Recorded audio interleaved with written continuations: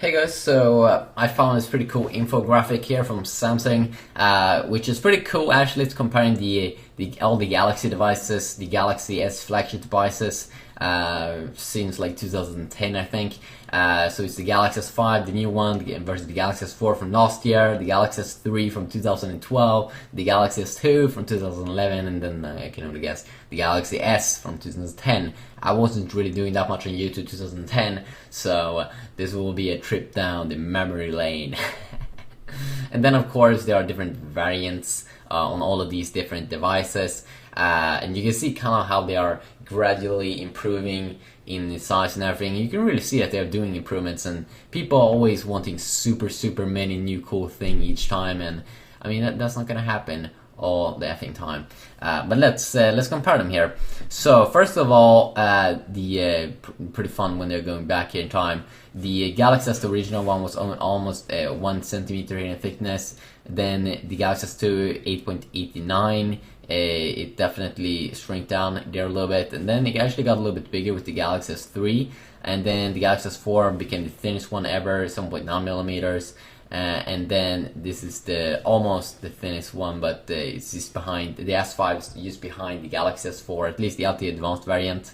And then you can see also how the weight here has increased. The lightest one was the Galaxy S original one, 118 grams. Then slowly increased, and the second heaviest here was actually the Galaxy S3, and now we have the Galaxy S5 with the big display. It's the heaviest one, heaviest of all Galaxies, with 145 grams in weight.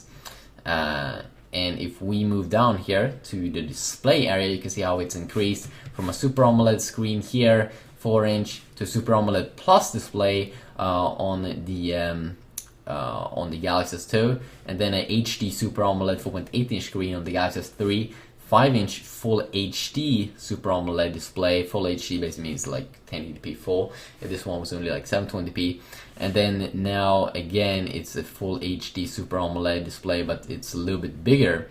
And then you can see how the camera here, very cool improvements, going from 5 megapixels and then 8 megapixel shooter on the S2, 8 megapixel also on the S3. Then it did some advancements here with a 13 and then a 60 megapixel camera on the brand new S5.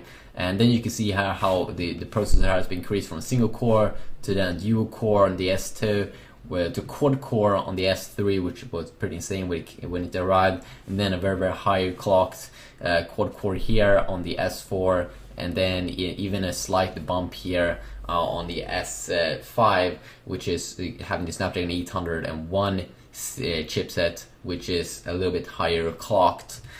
And when we move down to battery life, you can also see how that has been improved greatly here, 1500 milliamp to 1650 milliamp. That wasn't really a big step there between the Galaxy S and the Galaxy S2, but then we got a very nice bump here on the next generation, the Galaxy S3, 2100 milliamp, and then 2600 milliamps on the S4, and then a slight bump here again. Not as big bump, but then again the display didn't increase that much. So 2800 milliamp here on this little boy. So pretty cool comparison, I think. I'm pretty satisfied. I can't wait to get the Galaxy S, Galaxy S5. It looks a little bit like a toy here, I think, on the size, but I haven't picked it up at the moment. I still do believe that the S4 could be one of the sexiest devices of all time, the Galaxy flagship devices. So yeah, just a quick little video here comparing it. Hopefully you did enjoy. Peace out.